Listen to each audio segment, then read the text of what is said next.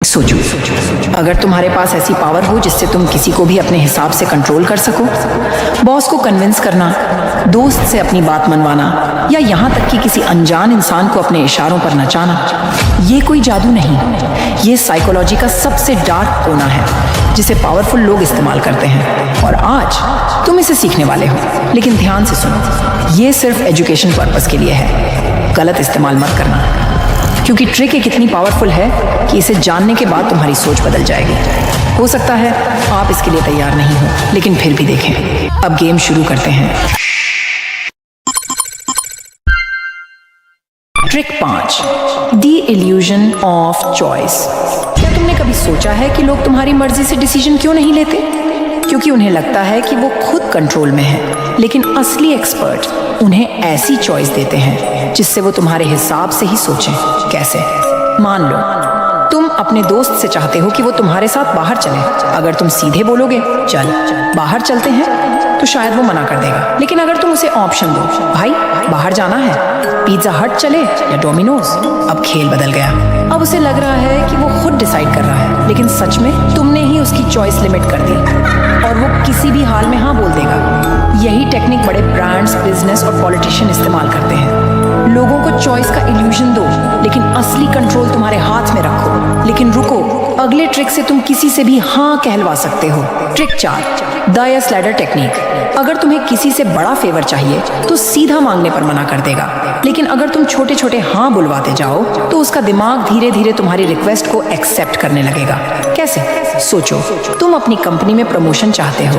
अगर तुम सीधे जाकर बॉस से कहो सर मुझे प्रमोशन चाहिए, तो बॉस का जवाब होगा अभी नहीं, अगले साल देखते हैं। लेकिन अगर तुम इसे यस लैडर से अप्रोच करो, पहले छोटा फेवर मांगो, सर क्या मुझे इस नए क्लाइंट मीटिंग का हिस्सा बनाया जा सकता है? मैं थोड़ा एक्सपीरियंस लेना चाहता हूँ। अब थोड़ा बड़ा स्टेप, सर क्या मैं इस प्रोजेक्ट के कुछ एक्स्ट्रा रिस्पॉन्सिबिलिटीज ले सकता हूँ?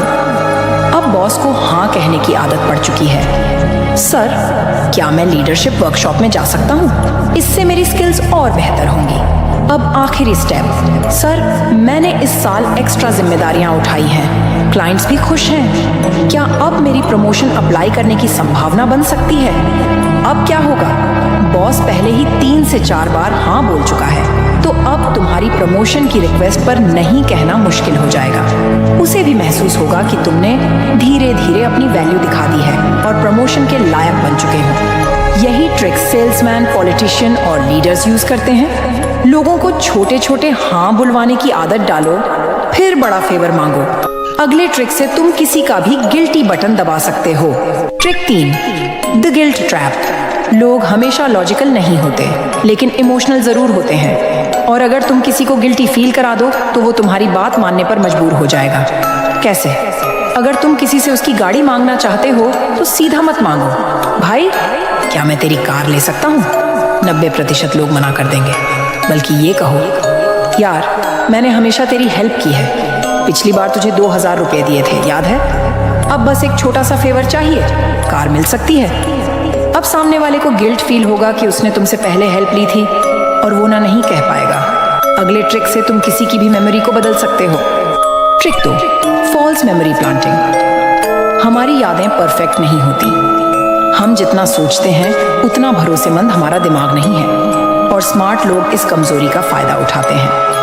अगर तुम किसी को बार बार एक झूठी बात कहो तो उनका दिमाग इसे सच मानने लगेगा। मान लो कोई पॉलिटिशियन चुनाव जीतना चाहता है, लेकिन उसकी इमेज लोगों के बीच उतनी मजबूत नहीं है। अब वो फॉल्स मेमोरी प्लांटिंग का इस्तेमाल करके लोगों के दिमाग में अपनी ताकत और लोकप्रियता की फेक मेमोरी डाल सकता है।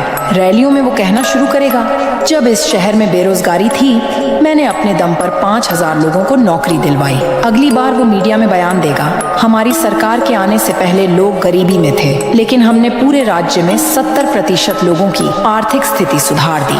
अब वो इंटरव्यूज में इस बात को इतने कॉन्फिडेंस और डिटेल्स के साथ बोलेगा कि लोग सोचने लगेंगे, अरे हाँ शायद सच में इसने ऐसा किया होगा। रिजल्ट, लोगों का दिमाग इस झूठ को सच मानने लगेगा और वो बिना ज्यादा फैक्ट चेक किए इस पॉलिटिशियन को वोट देने के लिए राजी हो सकते हैं। और इस तरह फॉल्स मेमोरी प्लांटिंग ट्रिक काम करती है।